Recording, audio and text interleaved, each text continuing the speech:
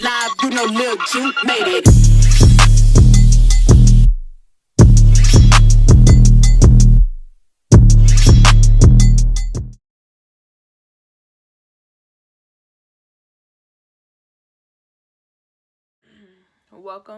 Welcome back to my channel.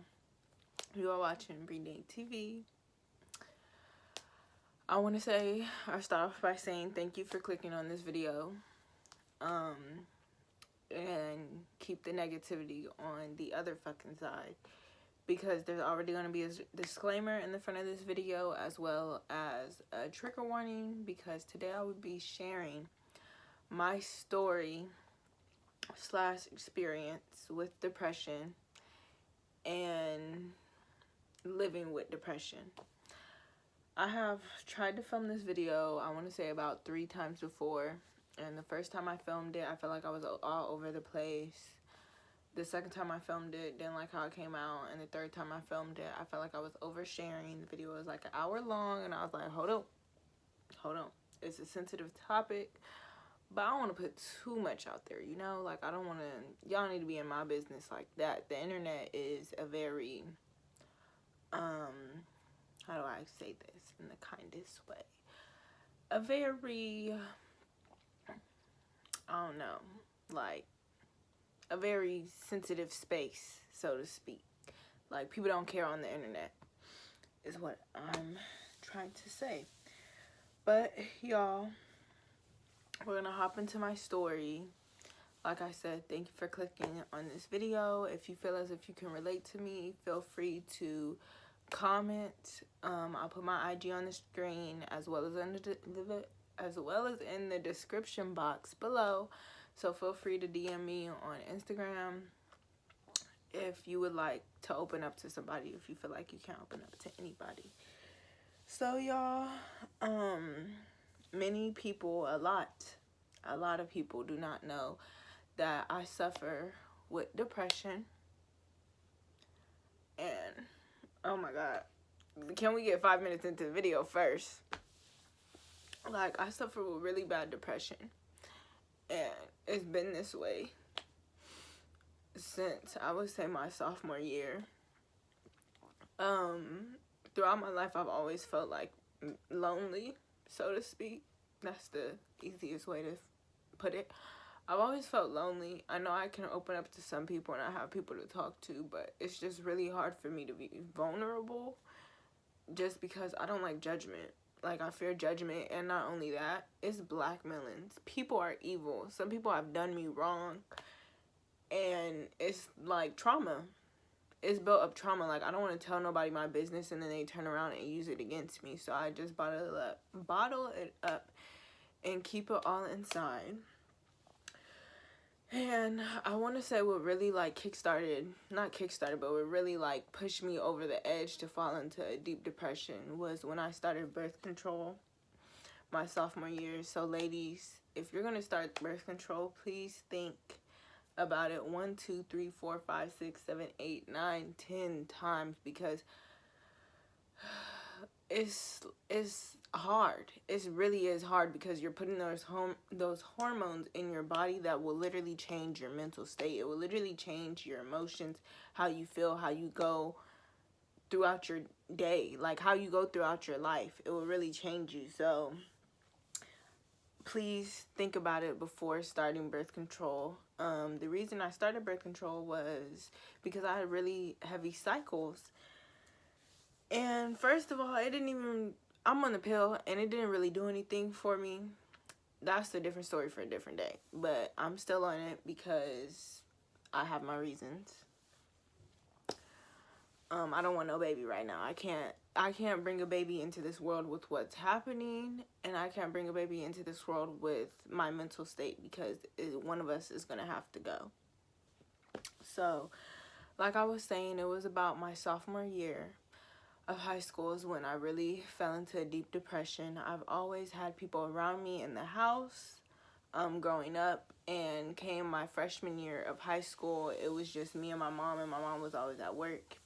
Yes, I did cheer. Yes, I did do extracurricular activities at school, but it felt like at school, like, I didn't really have any friends. I had a few friends, But I felt lonely at school too. Like, I couldn't open up to nobody for real too, because I just didn't connect with nobody on that level. And the people I did connect with on that level, I'm the type of person that I don't want to put my problems on them. I don't want to. People are dealing with their own issues, you know. Everybody's dealing with their own issues. So who am I to put my issues on your shoulders? To me, that's a little messed up. So, sorry, y'all. I'm adjusting how I'm sitting because I'm sitting on my feet. So, I never really opened up about it. I never really spoke to anybody about it. I spoke to anybody around me, any of my peers about it. I never spoke to my peers about what was going on with me just because I didn't want to. I didn't want to, and silence is easier. Silence is a lot easier, but I'm here to tell somebody silence isn't right, because it will eventually eat you up inside. This is somebody who's been depressed for about a good 4 years now, and today was the day. Today was one of the fighting days where I literally, it was so hard for me to just go downstairs and to make me something to eat. And I was like, if I don't make me something to eat, I'm going to feel like I'm going to pass out. Like, I'm going to start to get lightheaded, so I need to go make me something to eat. And then I came upstairs, ate, laid down all day, took a nap, prayed for God to give me some sort of energy to do the things that I want to do today. And I don't know.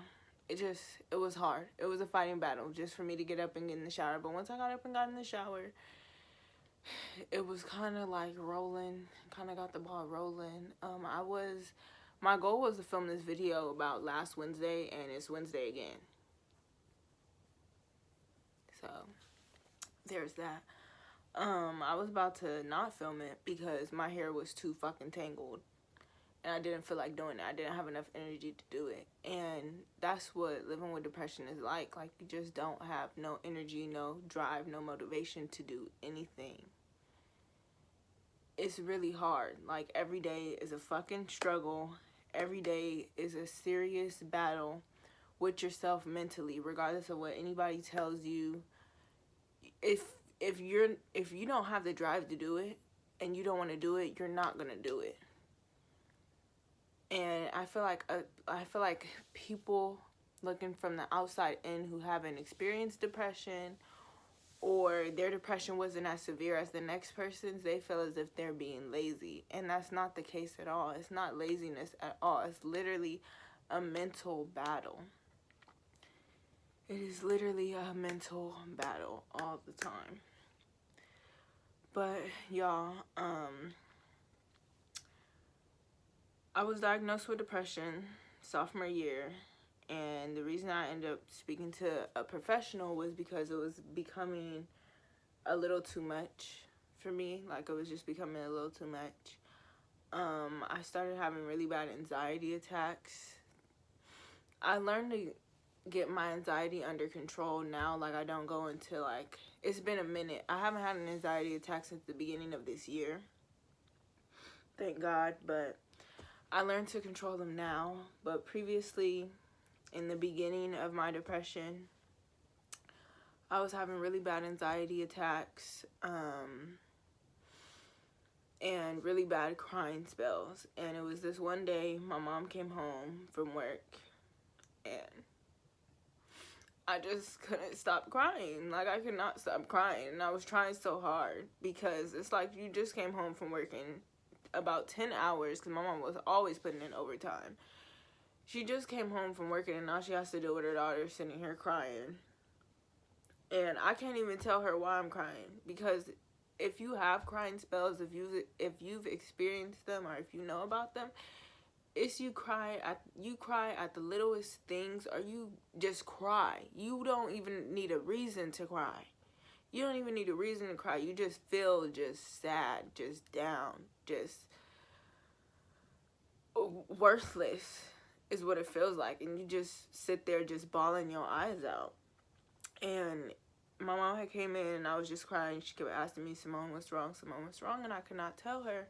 So eventually we went to a professional. I only had one therapy session because that lady, we weren't clicking at all. I didn't like the therapy session at all. It was like she wasn't speaking back to me. She was just in there like, and I didn't like that. I did not like that, so I didn't go back. But I made a promise to myself, and I've also spoke to my mother, saying that I will find help, and I do need to start searching for a therapist. It's just the drive. There's no drive to want to necessarily like help myself, because it's become my norm. In a sense, it really has become my norm. Like, just waking up every day being sad has been normal for so long that it's just normal. It's just what I deal with. And I know that's not a good mindset to have. Like, I know it's not a good mindset to have, but it's just when you're in a dark place for so long, it's very hard to see the light at the end of the tunnel. Like, the little light. It's really hard to. And there's days where I just can't do anything. I can't get up to brush my teeth, wash my face, nothing. If I don't have to piss, I'm not getting up to do nothing. I'm sitting in bed. There's days where I just sit crying. And I feel so bad because, like, as y'all know, or if you don't know, y'all can see. I just recently moved in with my boyfriend, and he knows I had depression, but he's never been around me when I have been experiencing, like, I guess I'll call it like a episode, like a really bad episode. And there was just one day where I was just bawling my eyes out, and he just kept asking me like, what's wrong, and I just was like, nothing. Like, I can't tell you what's wrong. I can't really tell you what's wrong. It's just I feel bad. I feel down bad. Like, I'm sitting here fighting my demons in my head, and there's nothing I can do. There's no way to explain it to anybody. And it's literally hell. It's literally hell having to fight yourself mentally every day. Every day is a battle. Every day is a struggle when you live with depression. But y'all, I'm making this video because I want people to know that even the people you would never think suffer. You would never think suffer, because I went all throughout high school not telling nobody. I always had a smile on my face. The cheer captain sitting there with a bright smile. All those Friday nights I was there. I'm not going to say I didn't want to be there, but there were days where I just wanted to sit there and just cry. Like, I just wanted to go home and cry. And I had to sit there with a fucking smile on my face on the box. Like, let's go, Big Red. No, fuck Big Red. I want to go home and lay down. Like, I don't want to be here. Is what it was feeling like, but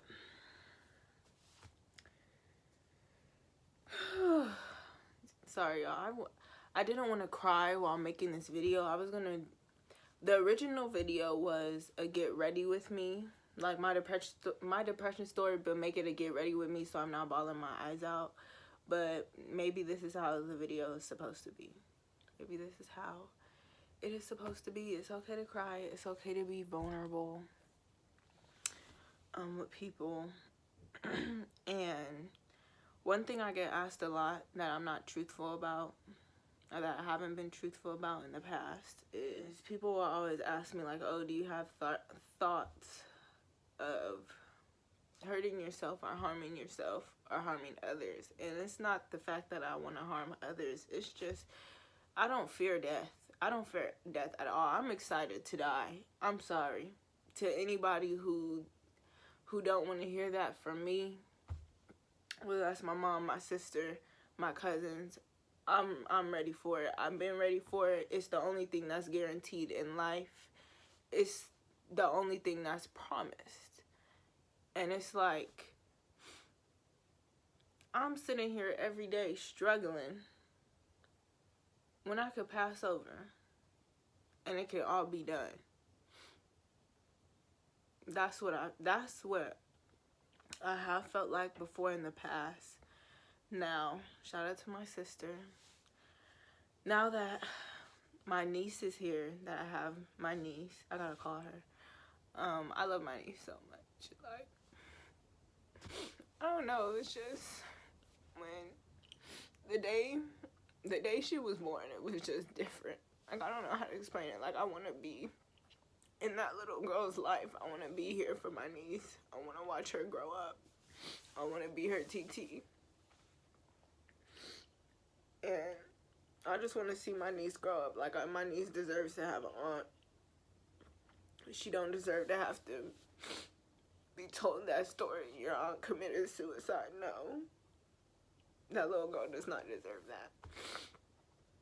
So, shout out to my sister. Thank you for my niece.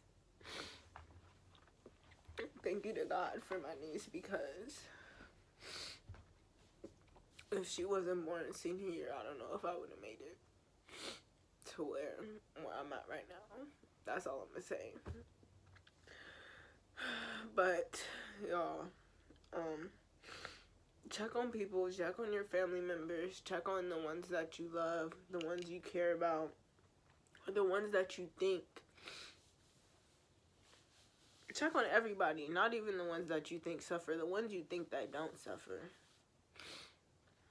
Check on them too, because it be them.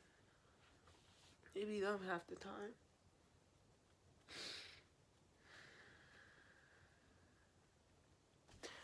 Whew. And one thing I do want to say is, anybody with depression, try to get an emotional support animal, because that's another thing that helped me a lot, was when I had my dog, Casey. My little rat. When I got Casey, got Casey because I was so depressed. Like, she was literally an emotional support dog. She helped calm my anxiety, and the days I was sitting in bed crying, it was like, you always have a companion. You always have a companion. You always have something or somebody that's, or something, because it's a pet, something that's always gonna love you and forgive you no matter what. Like, Casey, that dog, everybody said she was bad and she was dumb. It was just like, I don't know, dogs have their personalities. Casey was gonna do what she wanted to do regardless, and it was like, even after I whooped her, sometimes, I condone whooping dogs, and so do most fellow black folks. Even after I would whoop her, tap her on her little butt, she would still come running to me. Like, it's crazy. It's crazy how much an emotional support animal can really do. So, if you know somebody who's suffering, or if you yourself are suffering, please think and consider about getting an emotional support animal, whether it's a dog, a cat, a turtle, a fish, whatever the case may be. Get you a little pal. A pal that don't speak, because it makes it easier sometimes. But I just want to say, I don't want this video to be too long. Whew. I want to say thank you guys for watching this video. Thank you for allowing me to share my story. This idea of me posting this video has been placed on my heart instead of my mind for so long, and I feel like there's a reason for it. Like, God has a purpose with me speaking out on it. So I want to say thank you for taking the time to watch this video. If you made it to the end, like. If you didn't like the video, dislike it.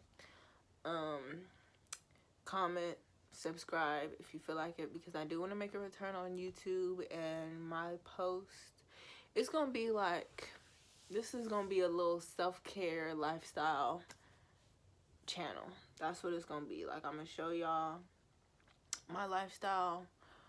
At the moment, moved out of my parents' house at the age of 18. I'm about to be 19 in 9 days, which is crazy. Didn't think I'd make it this far, but I'm about to be 19 in 9 days. I moved out of my mama's house. I live with my boyfriend, and we're trying to figure out life in this small ass town, and I'm a city girl in a small ass town. So look forward. The face just told it all. Look forward to the content. But I want to thank everybody for watching this video, and check on your folks, speak to your folks, and also be vulnerable with your folks. And with that being said, like, comment, subscribe, and I hope everybody has a good day. I think Tom's home. My man.